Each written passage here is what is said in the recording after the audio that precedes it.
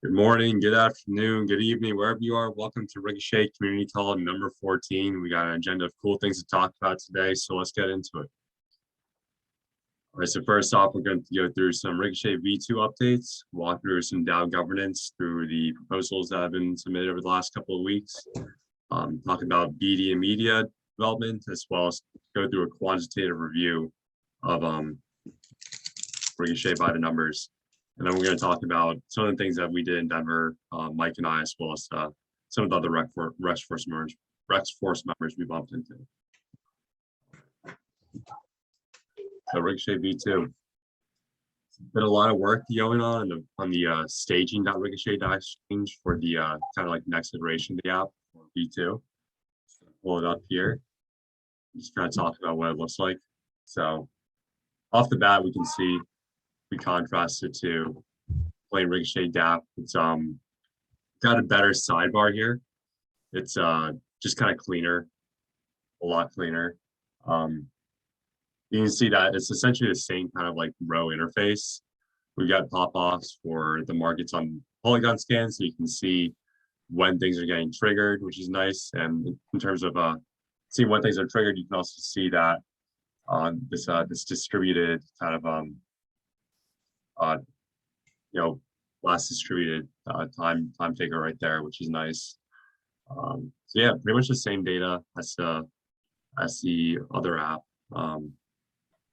One thing you'll see is if I go maybe a new thing, well, you can't tell now because it's all loaded, but when it does load, there's like it's got like a skeleton kind of covering on all the data and stuff. So it's kind of like this kind of like flashing rectangles instead of kind of like just blank data, which is kind of a neat sort of loading feature.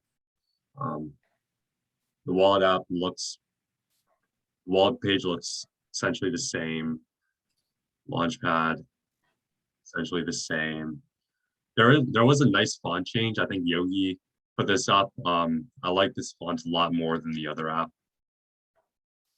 Yeah, seems pretty like a nice modern touch. Go to the bank. This nice loading page. Shout out to Sarah. I haven't dealt much in this, so I'm not going to demo it, but it looks like a nice kind of data layout. Go to my vaults. This is a vault that I've deployed before for myself. Yeah, looks like actually some borrowing. So it's what the data kind of looks like on the interface. Pretty well put together. We now have the referral page. Am I supposed to see a field here, Mike? That's a good question. Are you? I think I should. I was able to. I think if you already registered, I don't know. Yeah, pretty sure I was registered. I'm not sure. Well, it might be another regression. We've had a lot of problems lately. All right. Yeah, I love this kind of pop-up here. Nice to have 3D aspect to it. Cool, Mike. Anything you'd add? Yeah, I mean, version 2, the main things like beyond this like nice new skinning of the app and generally feels better when it if we don't hit any regressions or anything. The contracts themselves now have support for two-way markets. So if you see there's like $500 going in one side and $70 going in the other side. So what ends up happening is it gets matched. The liquidity is getting matched internally. So before it goes out and makes swaps on SushiSwap, it tries to match the two sides of the market. So that's the one thing that's in these new two-way contracts. It also makes deploying a pair easier because before we used to have to deploy one contract per direction, but now we can deploy one contract per pair. So that cuts the contracts we have to deploy in half. And then the other thing is there's a referral system baked into it.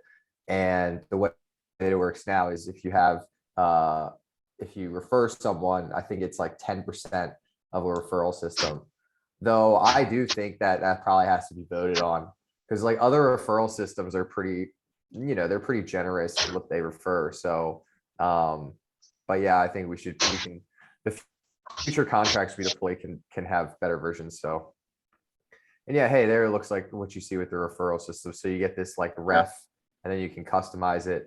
Yeah, we definitely made it so that you have to, like, we have to, as the DAO, approve your referral link, which has kind of been an annoying step, but I've gone through a couple of times and just like batch approved everyone that applied. So I don't know, maybe in a future version of the referral system, we won't do that.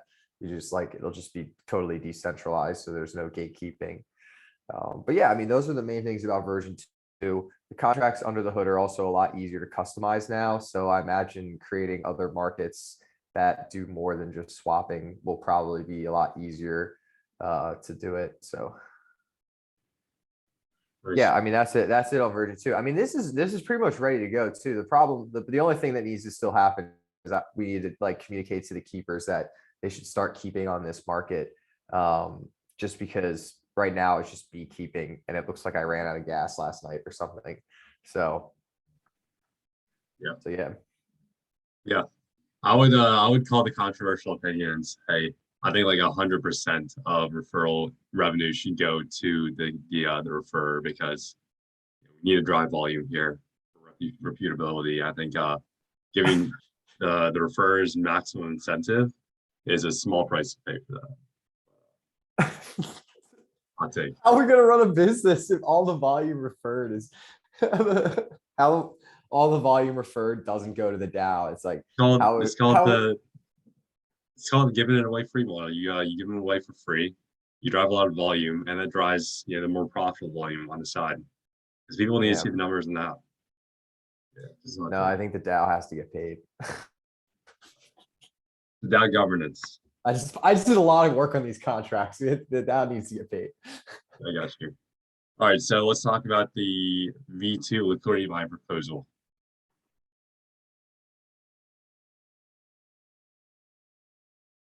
All right, so yeah, Mike, you want to take it away?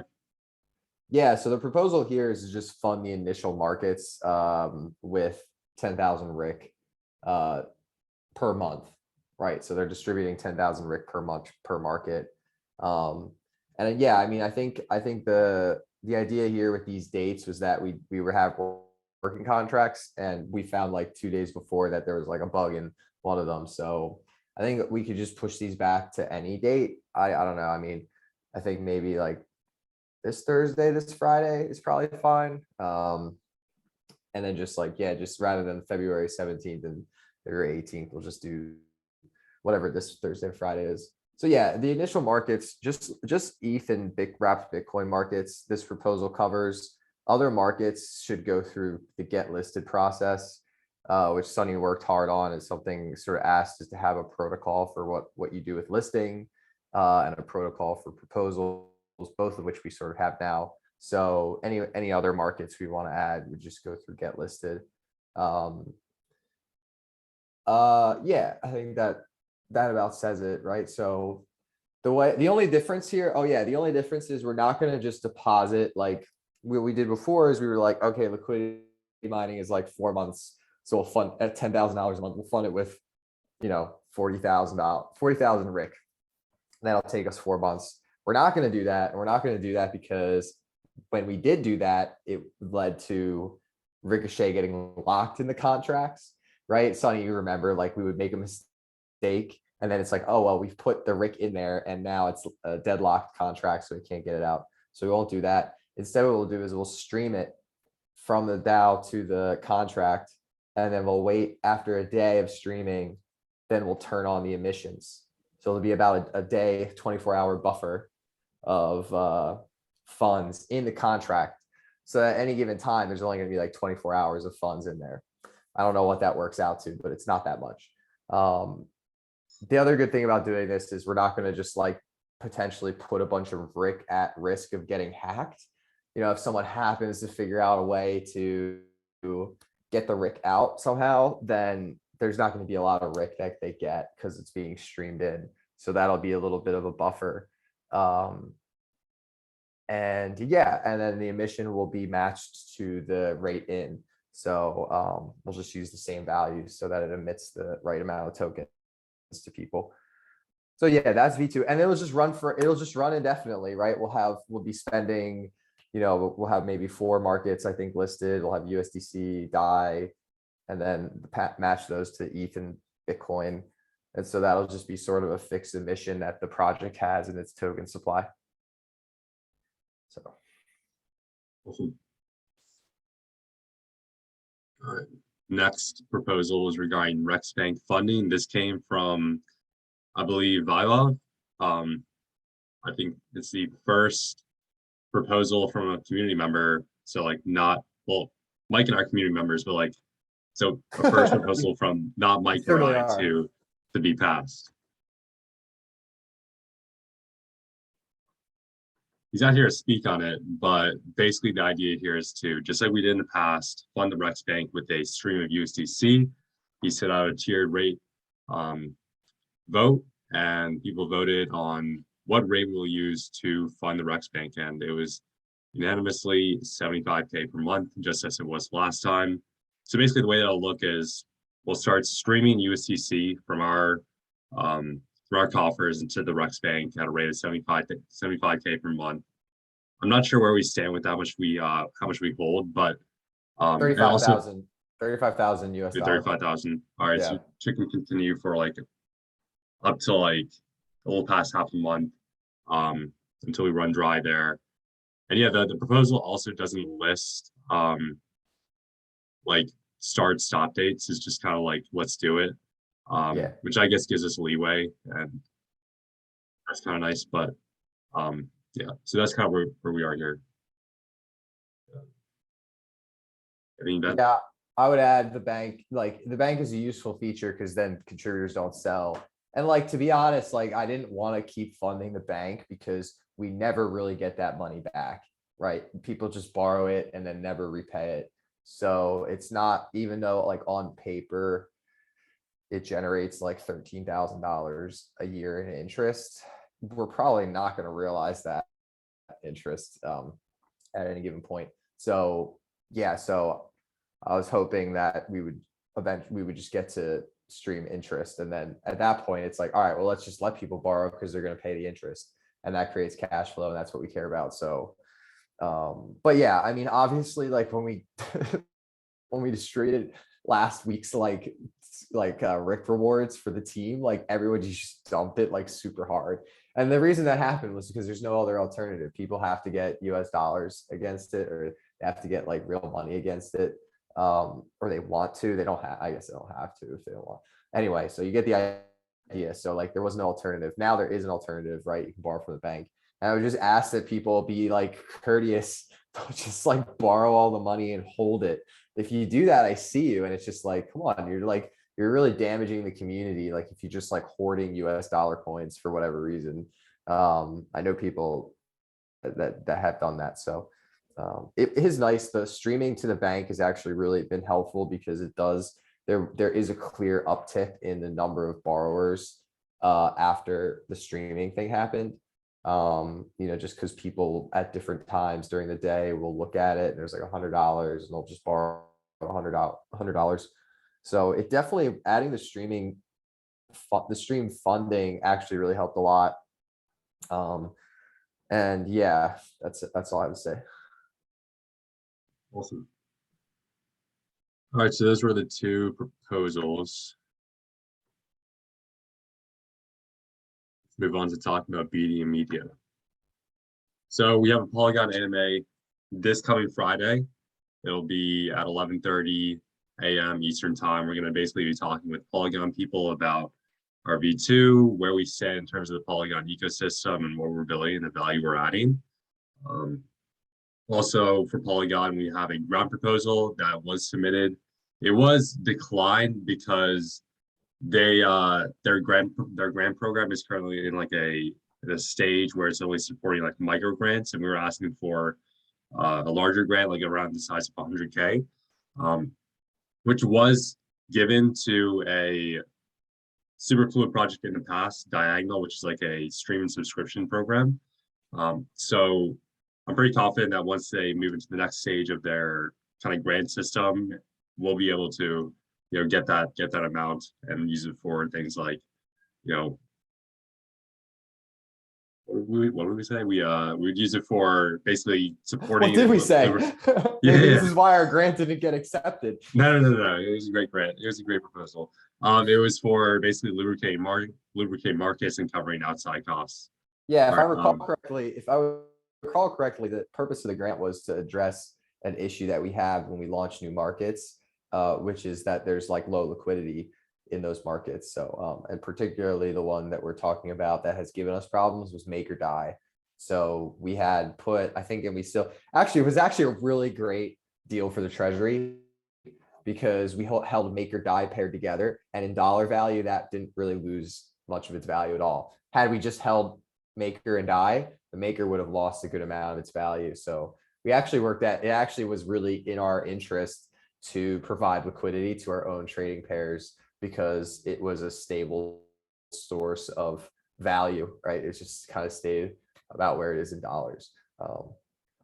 So yeah, that was I think that was the grant, was so like, okay, well, we want to launch these new markets, but they're, for whatever reason, they're not yet available on Polygon. So if we can get the funds, we can put the liquidity there, and then we can create markets and incentivize liquidity with our token. And it would all just grow the ecosystem, which is, I think, the target objective of the proposals. Yeah, yep. And I was gonna say, and didn't they ask for an audit too? Wasn't an audit a requirement for the larger grant? Diagonal didn't have an audit, and they're fine with that. I think Oh, great. I mean, it wouldn't make sense for them because like if they're doing audits for like early stage projects, like Yeah. it's just not like an ecosystem kind of And it's not like an audit does anything except lull people into a false sense of security. Yeah, so we're gonna monitor the situation over the ecosystem DAO and wait until the next round of grants and then submit again. But yeah, we also have with support of community member Daniel, who's also working on the Polygon grant proposal. He's been working on the animated Rex Market Explainer, and we got a preview, so I'm just going to play a little bit of it. It's I think it's like 5 minutes, so I'm just going to play the first few minutes just to give you guys a little look at the quality here because it's off the charts. And not link it.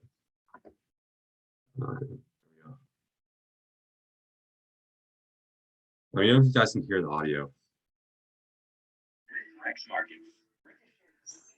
We can, but it's coming through your computer speakers. You hear it? It's coming through. I think I hear it through your computer speakers, not through Zoom. All right, let me share my audio. Stop. Yeah, restart the screen share. Check the little box. See, make sure that's checked.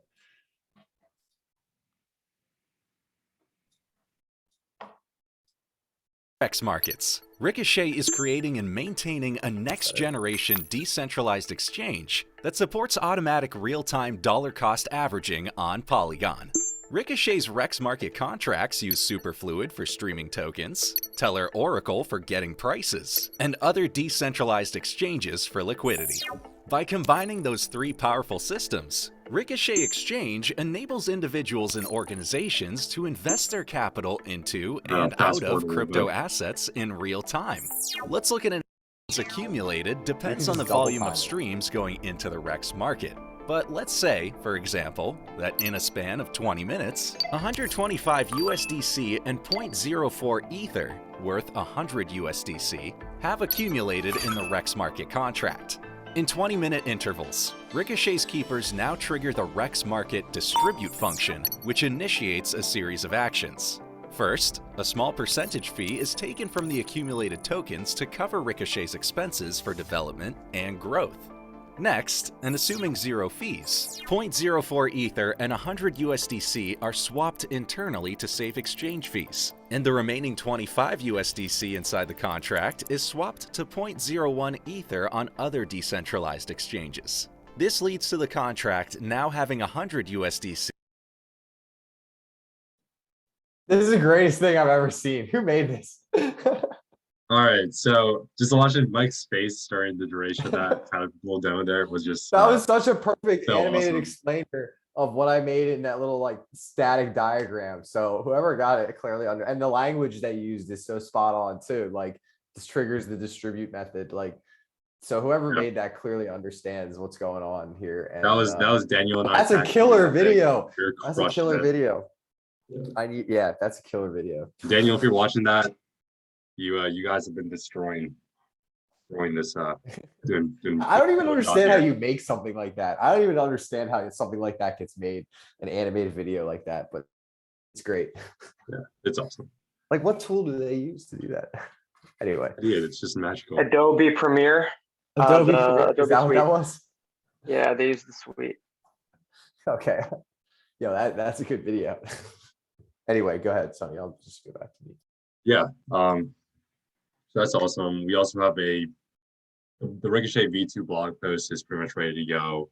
I'm just gonna incorporate the new front end kind of stuff into it, and then it's all set. We also have that Ricochet's role in the superfluid ecosystem article. I've just had that on the back burner, haven't gotten around to putting the finishing touches on it. But it's in the queue. And then also I'm going to be spending time after this kind of clears up, this initial like V2 work clears up, and then working on time to map out Ricochet's overall business strategy and get that down and clear. That has been a conversation I've had with a bunch of people, just getting the overall kind of vision and strategy work set, and basically pave a more clear path forward for Ricochet. And yeah, there's a lot of people who want to get their hands on this. If you guys are interested, definitely raise your hand, and we can talk, and you can get involved in this process as well. All right, on to the quantitative review. So as you can see, bounty payouts looking good. The last 2 weeks, we've been a little over 1,500, 15,000, which is nice. Yeah, and also the volume. I think one thing I should have added here is the number of payouts. I think that's also been just on a steady rise, just paying out more for different bounties. Just the amount of different things that are getting done is peaking, so it's great. Anything you'd add? Can move on to Dune?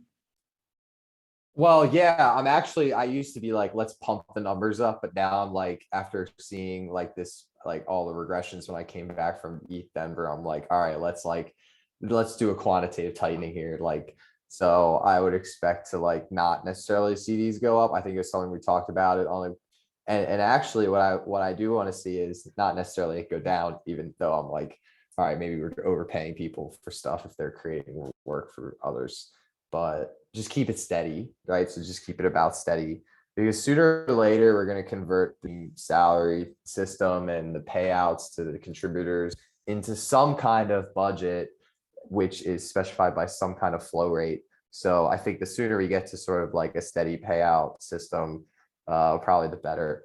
So, and I don't think we need to like target that. But yeah, anyway, so I don't think I changed my opinion. I changed my opinion of like, let's make it go up to like, let's just keep it steady, which it looks really good. That looks pretty steady. I mean, obviously it's going to fluctuate by a lot because there's a lot of variance in the business, but it looks pretty good. All right, let's move on to Dune analytics. What's going on? Yeah, great. All right, so our volume, I'll say the same. I think last time we spoke, it was around like 11,000. I guess 4,000 was tacked on around somewhere. Monthly fees coming in at 301. 152 different streams. I think that might actually fall in a little bit. So that's something that. Yeah, in fact, I actually went in this morning because I knew we were going to do this, and that total value streaming chart where you see the bars and the line, I focused that in on just like post the subsidies getting cut out. So you can see just how dramatic, our loss of like streams has been, right? There's clearly no retention going on. And yeah, I mean, but that's sort of what I would expect. I mean, I would still rather have an exchange doing like $181,000 a year in unsubsidized volume than have one doing like $36 million a year in total subsidized volume. Because what this gives us is like next time we go through a round of subsidies and we stop, we can then reevaluate the success of like our efforts to, develop the business, because now we have this floor. Like you see, this is clearly a floor. Like the people that are streaming here they're doing it because they want to do it. They're not here because they're getting paid to do it. So it's really good. It's a high watermark, right? We're doing 15,000 a month. It's a pretty good amount of volume. I actually feel like it's more than that though, because I was looking at the app this morning and I think it's like 10 plus, because there's 10,000 going through the DAI ETH market. There's like 6,000 to 8,000 going through the USDC to ETH and USDC to Bitcoin. So I'm pretty sure it's closer to like 20,000. So I don't know if those numbers are right. I don't know when they were run last, but I'm pretty sure in the app it says there's more streaming than that 15,000 a month. But anyway, this gives us like, this is something we use to measure. So if it's a little wrong, it's might be a little wrong. But yeah, so anyway. So yeah, I zoomed in just to highlight that. So like next time we're about to go through another round of subsidies. So like, let's make sure that when we're done, when we're done the round of subsidies, that we're higher than 15,000 per month. And also like after subsidies run out, it would be great not to see like a 45-degree down line in like stream retention. So Yeah, that'll be great. All right, so the launch pad looks like it's hitting 43 USDC per RIC, which looks like there's an arbitrage opportunity there. RIC is currently trading for around 70 cents on the open market. So, if you want to scoop up some underpriced RIC on the launch pad, there's an opportunity there. Yeah, so yeah, this that is purple and orange line actually tracks that opportunity. That is like the premium to it's like basically the CoinGecko price compared to the Launchpad price.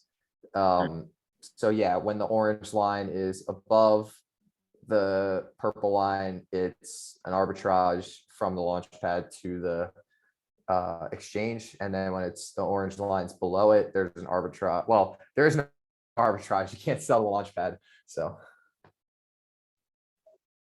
right, you can buy the launch pad. you can buy the Launchpad. So right now you can get Rick That's cheaper. arbitrage here. Yeah, right now you get Rick cheaper streaming to it, which is the way it should be. If you, it was weird that we did for a while. If you see from like February 6th all the way to like just the other day, the premium was the other way. So there was a premium being paid on the Launchpad. And I think it's just because it was easier. The premium is just that it's easier to buy it on the Launchpad than it is to buy it on Sushi Swap or whatever, because you can just set up a stream, a fast stream. You can get a lot of it over a couple days without having any impact on the market price. Right. The prices on the launchpad are a lot stickier because people just leave a stream running and they're not like constantly monitoring it, right? It's more passive. Yeah. So it's less likely to be a cost dynamic and tracking to the price.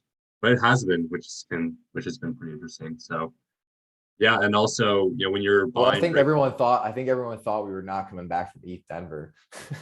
That's like right around when ETHDenver started. Everything just like it did feel like that. For a while, yeah, I was coming back. No, I came back with the worst cold. But yeah, like if you are buying right off the launchpad, you are supporting this total value stream per month, which is giving the DAO funding. So when you are buying RIC off of our launchpad, you are doing the DAO service and providing us funding. So shout out to these 23 people. We love you.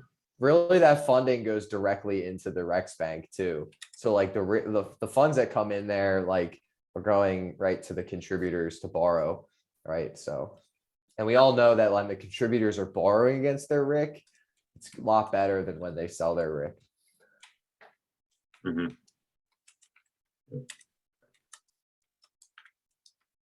So nothing's really new here with Rex Bank, right? It's just a matter of, I mean, if you look at it's hard to even see because there's so much history, but it is up, right? Just because we are streaming at 70. The streaming is back on. So like, oh, you turn it on. It's back. That proposal, Pat, maybe I didn't say anything yesterday because I was frustrated with registration keys, but yeah, no, I turned it back on in the morning because I saw it had passed like Sunday and I never got around to it on Sunday. But yeah, so the bank is going up. It's going up slowly. People are borrowing out of it. If you check on the bank, you might find there's some funds in there you can borrow out. And then yeah, please just use their bank responsibly. Like, it's for the contributors. It's like, I still want to leave it open and permissionless, but but yeah, just don't like set up a bot to borrow all the money if you don't need it. Yeah. Don't drain the cookie jar.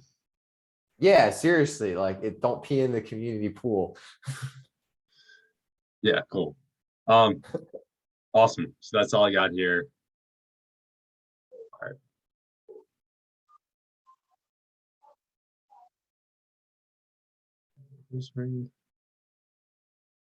All right, Ethereum Denver. Let's get this little collage. It was a blast, honestly, just seeing so many people that I only knew online, in person, like in real life, in the flesh. Wow, these are real people. Yeah, hung out with Mike a lot, and got to see a lot of the Superfluid people, which was cool because they're obviously a team that supports technology that our project builds on top of. That was awesome. And yeah, it was overall a blast. Saw a lot of Rex Force members. I saw JT. I saw Clayton from UMA. I saw Trosler. I'm not sure if he actually is a contributor. And I was gonna meet up with a couple of other Rex Force members, but at the end of the day, there's just so much going on that I ended up missing some of those meetings. But overall, crazy time. Mike, you want to talk about your experience as well? Yeah, I love the image, the screen capture you got of my Discord message with Fran and the Superfluid. Yeah, So yeah. I got to the Pretty event. I got to the event every day, doors open, like just because I like to see it fill up and walk around early to see who's like hardcore. Right. It's like some alpha when you get there early and the other project teams are there and you're like, oh, these are the real project people. Like, so I got there and every day, I mean, they were kind of they were like most teams. They showed up like, at like a normal hour. But I showed up early and like the first day I just kind of stood around their booth and like answered questions for people. And then by the last day, I like got there and I would like clean up their table because there's like trash on it and like lay out their stickers for them. And yeah, and then people like took the stickers. By the time they got there were a lot of stickers that were gone. So yeah, I just sent them this message like really early. What time is it? Oh, it's like 10. Well, no, that's actually, but that's actually 2 hours. Is that 2 hours ahead? That might be 2 hours ahead.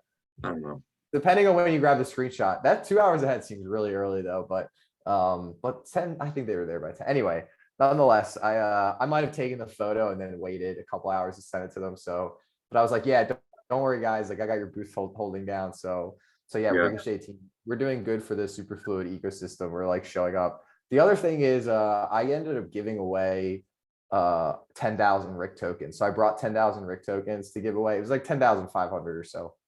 And my idea was like, oh, well, that's going to be the best marketing because once it lands in their wallet, they're going to get like hooked. So I was giving them away at about 100 Rick each, which was like kind of close to $50 at the time. It's like $60 or something. So whenever I gave anyone the pitch, I would basically out of my pocket just give them some of my Rick tokens. And I did that to 105, 110 different people. I forget how much it was, but it was a little over 10,000 that I gave away. And then I lost my voice because I was like giving the Rick pitch so much. So by the end of it, I was just like, yeah, Ricochet, like we scale dollar cost averaging. Do you want some Rick? Like that's about all I could say. Yeah. For most people, most people got the full pitch. Oh, and someone asked, did anyone actually make it to the talks? I not only made it to a talk, I actually got on stage. So the Art Hotel had a stage and I happened to be in there with somebody that I met and the speaker just didn't show up. So they had a 20 minutes open stage and they're like, does anyone want to come up and talk? And I was the first one to raise my hand. The person that I was with was just like, yeah, you should definitely. I was like, should I do this? And they're like, yeah, you should definitely do this. And I raised my hand. I was like, I'll go. I'll be the first one to go. And then, yeah, obviously most of what I did was I was like, does anyone know Superfluid? And nobody raised their hand. I was like, I think they were there for some like environmental blockchain talk. So like, it definitely wasn't the audience. And then I was just like, well, we do this dollar cost averaging thing and we have a bounties program. And so you could, show up and work at the bounties. We have all this. And I mentioned analytics. It's like, and we have a bunch of analytics bounties. We always need more help with analytics. It's like a blind spot. And so 2 guys came over to me afterwards and were like, oh yeah, like we do Python and like, we're interested. So I gave them some Rick, right? So oh, here's some Rick. And then I was like, yeah, check out, I sent them the GitHub. So yeah, that actually happened. I got on stage and got to talk. I also got 2 interviews. I got interviewed once by a friend of Fran, and that's on LinkedIn. I think they shared it on LinkedIn. And then I also got interviewed by the guy who runs Gold, Silver, Bitcoin. It's a podcast, Gold, Silver, Bitcoin. And he was mostly interested. Well, he was really interested in the project just because that was what he was asking about. But he was really interested in Ethereum people's opinion of Bitcoin. So I went to the press room, and behind the big screen, or like they call them the step and repeats, which is that background banner with all the logos. I got an interview there and got to talk about Ricochet. And then he asked me about Polygon. He was really interested in Polygon. What did I think about Polygon? And obviously I had nothing but good things to say. And yeah, we talked about what my thoughts on Bitcoin. So Awesome. So yeah, Mike, lots of press, why lots not? of activity. Everyone was really interested in Ricochet. And I hope that they see that the token went up a lot and they'll buy some more. Yeah, I was dishing out Ricochet myself. My MetaMask kept on like malfunctioning. But I'd get people like to send me their like address over Telegram, and then I'd do it the secondhand way. I had the same issue. The QR code didn't scan for a lot of people on my Coinbase wallet with MetaMask. So I had to like get them to Telegram me. Yeah. I'm interested in hearing what your Ricochet pitch sounds like. Mine is more like, have you heard of Superfluid? And then if We gotta yes, stop doing that. We gotta stop doing that. if yes, then explain what Ricochet is. If no, explain what Superfluid is, and then explain what Ricochet is. Yeah, I kind of stopped by the end. I stopped asking if people knew Superfluid. And I just went into like, I just would say that we scale dollar cost averaging, and they're like, oh, it begs the question, well, how do you do that? And it's like, oh, well, we use ERC 777 transfers rather than ERC 20. And that lets us pay everyone with one transaction rather than pay everyone with one transaction per person. So, and then I would explain how it's kind of like a more psychologically sound method for trading, because you don't have to worry about whether you bought the top or bought the bottom or whatever. You're just sort of always buying or always selling, which in this like volatile market is actually I think a really good way to trade, because you don't have to get it exactly right. You just have to be directionally correct, right? So if you think, oh, wow, it's like just a volatile market and we're just currently, mean reversion, we're at the bottom of this like local, so we're probably going to get a mean reversion. It's pretty easy trade. You just turn it on and then it just starts buying, and then goes up, goes down, but trends upwards. And then you just can flip it the other way and start selling out and just go back and forth. So yeah, it's like surfing. What else? All right. Well, that concludes community call number 14. Thank you all for coming. We had an awesome turnout today. I'm going to open up the floor to questions. So first, anyone who's live here on the call, does anyone want to unmute and ask a question? Hey, I want to ask a question. Recently, I was thinking about making a proposal, but with the snapshot system, it says that I have to have 10K in order to do that. I was wondering if there's any other way to maybe like make a proposal. Sonny, you have the proposal workflow process. Do you want to explain that? Do you want to answer the question? Yeah, have you taken the chance to go in the docs and look at that by any chance, Sarah? I think I should do a better job of like promoting that out there. I haven't. No, I didn't. Okay. Yeah, so basically in the docs, it says if you don't have 10K Rick, you can always look for another community member who does have 10K Rick and is on board with your proposal to basically delegate it to them and have them put the proposal up for you. You'd want to do the work of drafting and writing the proposal yourself and submit it to that community member to put up on the snapshot for you. Yeah, I'll put up a proposal. I think there's a couple steps in the proposal process that talk about putting the proposal in the proposals channel for review and discussion. and then getting it to a one where like it's likely going to pass, right? Like, and then we could go, and then I'll go post it. It's fine. As long as it's a good proposal, I'll post it. If someone else feels strongly about it, I'll let them post it. Or if someone else wants to do it, let them post it. We have a bunch of people that have over 10K Rick, and I guarantee if it's a good proposal, like there won't be any shortage of people willing to do the submission.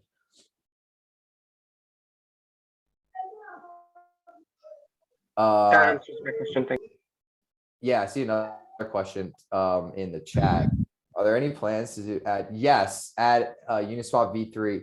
Yeah, in fact, I think that was what the Polygon ecosystem grant was for. It was for specifically to do Uniswap v3 market.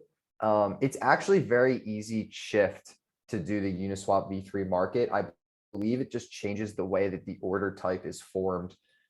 I know we have an example of it because Shreyas put together the Rex trade, and I believe he used the Rex trade contract, which does the downgrade and then the swap and then the upgrade. So it's a super token to super token trade. He used Uniswap v3 as the backend. So yeah, I mean, there's definitely plans to do that. Once we have the version 2 is live and ready to go. I don't feel like there's any coding left on it.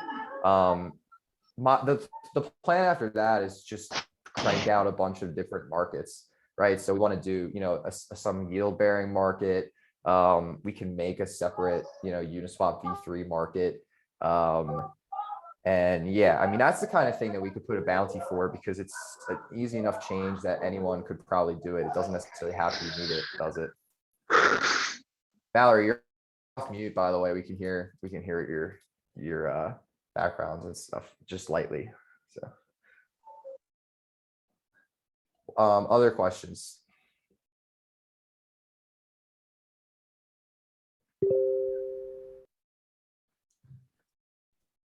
All right. That's it. Did we That's get it on the 7 form? seconds. No. Oh, someone. Oh, is that Fran? Is Fran graced us with his It's Fran. presence? Hey, Hey, I got cool. curious how you're gonna choose the tokens for V2, especially where the That's a good question. I think Yeah. we already have an idea, right, We- Sonny? We did a Yeah, poll. I did like a little poll of like DeFi tokens people will be interested. I got some really good insight there. So I think we'll roll out off the bat some DeFi tokens and put that up to proposal. After that, there have been a few tokens that have been suggested by the community, namely like StakeDAO and UMA. We may make a move on those. And then after that, it's community proposal and iteration from there. I know like there are like numerous other interesting tokens, like obviously the index coop tokens and other things out there that we have no shortage of interest in listing. Yeah, I think the other thing is the reason we selected I guess I just unilaterally did this, but ETH and Wrap Bitcoin was when I looked at like version 1 after the subsidies, like those are the only markets that actually have any volume. Like most of the other markets are like 0, if not like, like $20 or something small. So, USDC back, USDC.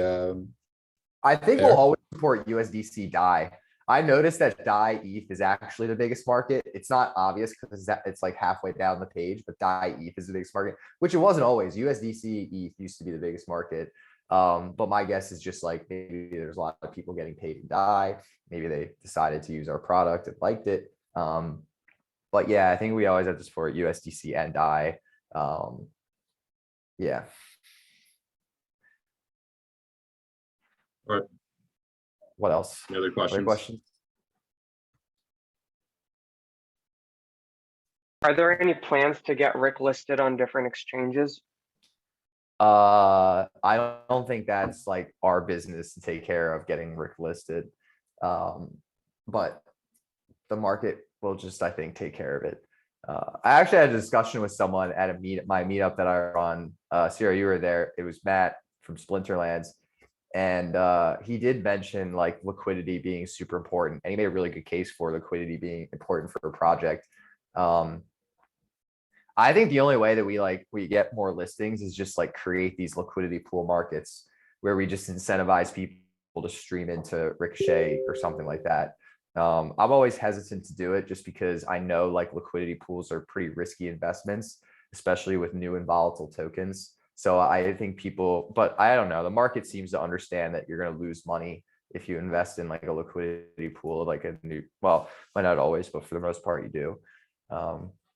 But yeah, I mean, I don't think it has any plans. Like people, if they want to see Rick listed, like could go list Rick in other places. It's actually pretty good to have it listed in a couple of different dexes, because then there's like arbitrageurs ready to sort of step in and like move the liquidity around. But yeah, I mean, centralized exchanges show up every once in a while in the chat, and they're like, hey, like I want to talk to the the person in charge about listing on our exchange. And we're all just like, yeah, well, you can make a proposal, but we're not really, I mean, it's just, they're obviously in there asking, soliciting us for money to get listed or something. So, so yeah, no, I don't think it needs to be listed. I mean, yeah. If someone There's wants one to, last thing. yeah, go ahead. What's up? So when you go to the vault page, when you go to the bank page, the Yo, amount can of you mute- collateral that you have to put Sonny, is can you mute Valerie? It's just making noise in the background. I can't, I'm mashing the button, it just doesn't mute him. Ah, all right. So let's say Sorry, today, Sarah. today Rick's price is 0.7, but when you go to the Rex bank, it's still 0.37. So does that have to manually keep getting updated, or is there a way to like automate that process? Yeah, we have a keeper that does it. The problem is like it was so volatile that the keeper was also doing liquidation. So I was just like, let's just like halt that experimental feature for a bit and like let people adjust to the pricing. But yeah, we do have to like let that know that it's like time to update. We don't have any control. We don't have any control on the price that it updates to. It just is sort of keying off of CoinGecko from all the reporters. But the DAO does control when to update the price. So like, and it's always been that way just because like people could just come in and manipulate it. And I'm pretty sure someone did. If you look at the time that the price went up to like $3, I'm pretty sure someone did like manipulate that, or like not manipulate it, but like make the market look pretty good so that they could just like take a bunch, they could like do a little mini rug pull and try to liquidate people. So yeah, I mean, we do update that. What I think we should do is just do it every Friday. Like Friday, when we do the payouts, we should just update the bank with like whatever the latest price is on the market at that point. Just so that we're just have like a consistent policy about when people can expect it to update. But yeah, you should also know if you're using the bank that like it's totally within the DAO's right to just like turn back on that keeper process. Like it's actually within the right of the keepers that have been approved to do it. So there's like 3 or 4 of them. So the DAO doesn't actually really control 100% when that happens. The keepers and the DAO are just sort of coordinating at this point not to do it all the time. So, yeah. How about new networks? Yeah, I mean, I mean, moving to new networks is a bit of work. I would like to see someone in the keeper community step up to try to do that, because that's really the only bottleneck. Is we have to implement a couple changes in how the keeper works to support multiple networks. It's really not that big of a deal.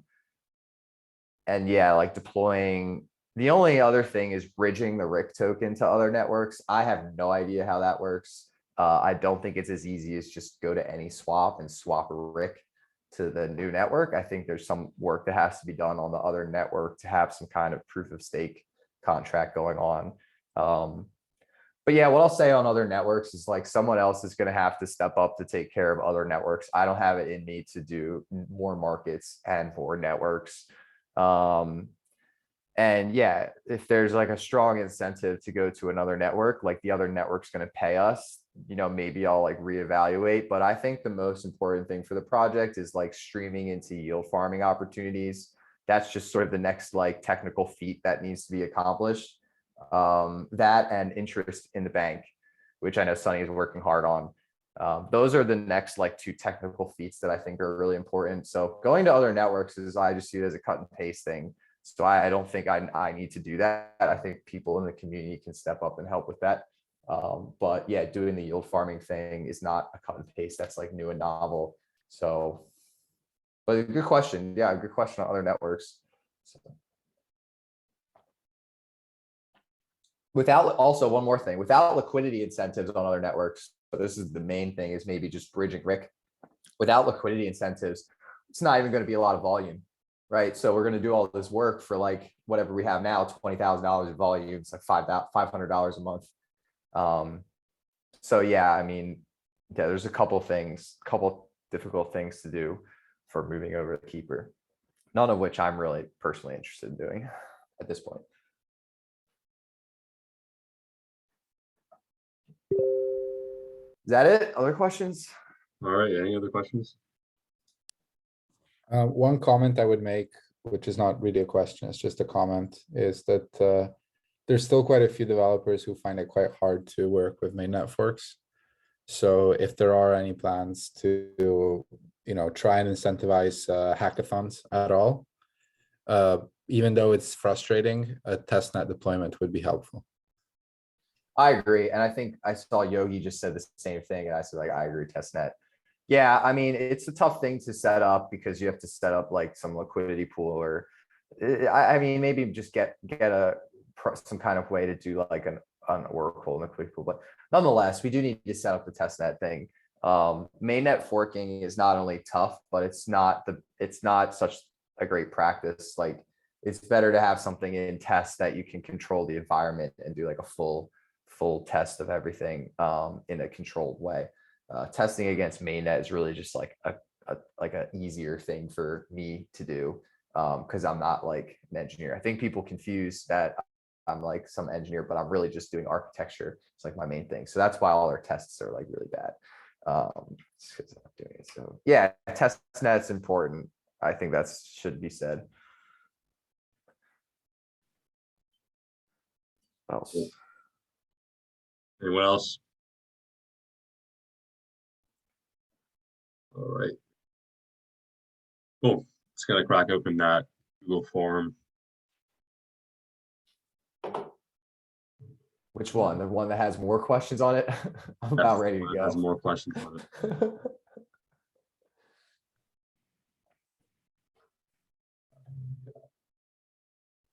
One question. Great. Is there a plan? I think I have time. From Rashtrikov. Is there a plan to create a factory contract to avoid key-based deployment of super apps? Yeah, in fact, I reached out to a contractor a while ago to get a quote on that, and they said it would be like $6,000 or something. So I think, yeah, we could put a bounty out for it. So yeah. All right. Well, that concludes the Q&A. Thank you everyone for coming. Hope to see you guys at a future call. Take care, everyone. Have a good week.